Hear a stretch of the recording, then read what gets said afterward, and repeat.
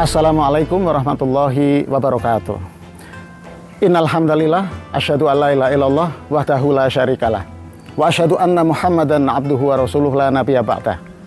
Allahumma fasholli wa sallim ala sayyidina Muhammadin wa ala alihi washabbihi ajmain.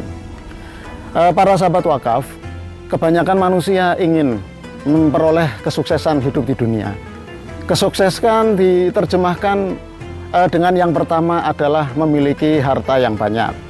Ya, mungkin memiliki banyak perusahaan atau menjadi seorang sultan kata sekarang. Ya, kesuksesan yang kedua adalah memperoleh ketenaran atau keterkenalan.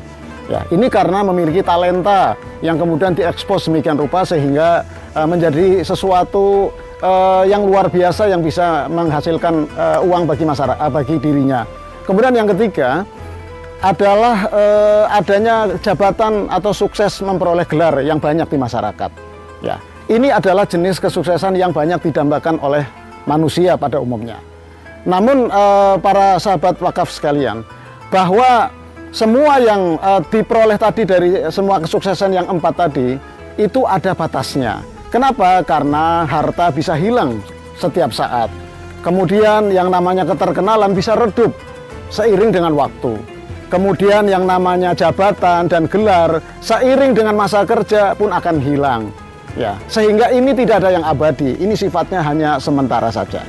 Bagi orang-orang yang bernasib baik, kemudian dia mau untuk membagikan sebagian penghasilannya, maka dia kemudian melakukan kerja-kerja dermawan, ya, untuk melakukan kerja-kerja kemuliaan.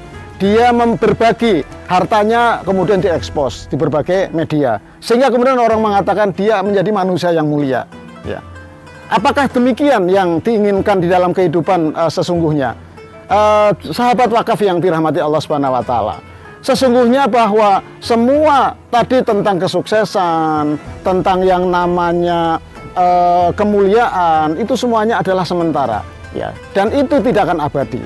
Ya. Bahkan semua orang-orang yang sukses di dalam surat Al-Munafikun ayat yang ke-10 sampai Allah menginformasikan bahwa pada saat yang namanya manusia sudah menjelang kepada akhir hayatnya, ketika nafas sudah di ujung tenggorokannya, maka dia mengatakan kepada Allah, fayaqulu rabbi laula akhortani ila ajalin qarib fa asaddaqa.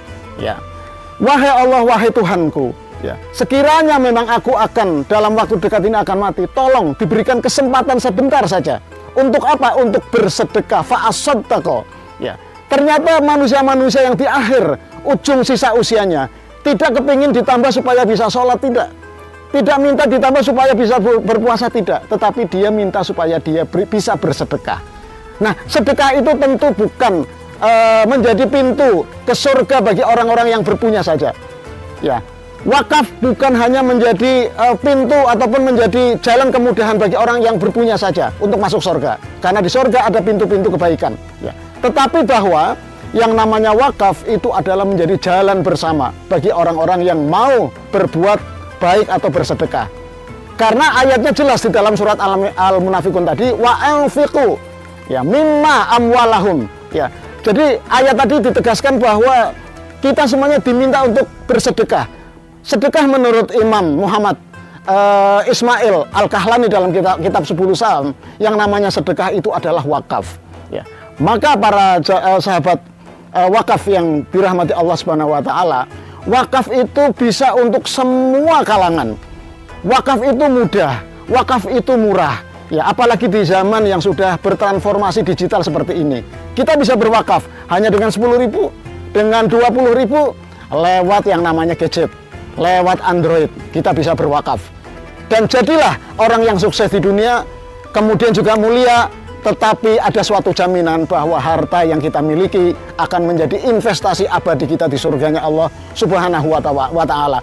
Mudah-mudahan kita termasuk orang-orang yang sukses di dunia, kemudian mulia di masyarakat, dan yang lebih penting, kita ada jaminan bahwa kita memiliki tabungan yang abadi di akhirat. Wallahu muwaffiq ila aqwamit thoriq. Assalamualaikum warahmatullahi wabarakatuh.